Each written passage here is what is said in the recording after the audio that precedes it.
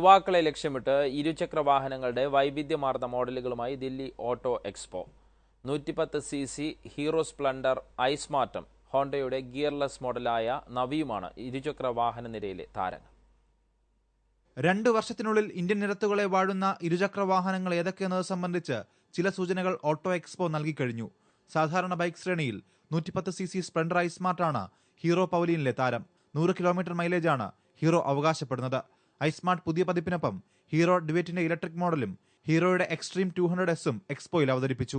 39,000 രൂപയ്ക്ക് ഹോണ്ടയുടെ ഗിയർലെസ് ഫ്രീക്കൻ, ഹോണ്ടയുടെ നവി ഈ ഓട്ടോ എക്സ്പോയിൽ ഏവരുടെയും ശ്രദ്ധ നേടുകയാണ്.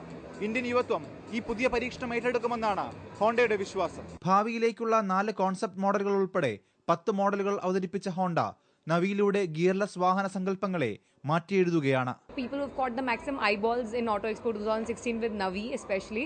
So it is such a proud feeling that your brand is getting the maximum attention.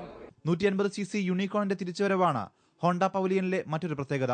ജിക്സറിന്റെയും ആക്സസിന്റെയും പുതിയ പതിപ്പുമായി സുസുക്കിയും 3 കോൺസെപ്റ്റ് മോഡലുകളുമായി TVSഉം ഇരുചക്ര വാഹന പവലിയനിൽ ശ്രദ്ധ നേടിക്കഴിഞ്ഞു. ഗ്രേറ്റർ നോയിഡയിലെ ഓട്ടോ എക്സ്പോ വേദിയിൽ നിന്നും അനൂപ് ബാലചന്ദ്രൻ, ഏഷ്യാനെറ്റ് ന്യൂസ്.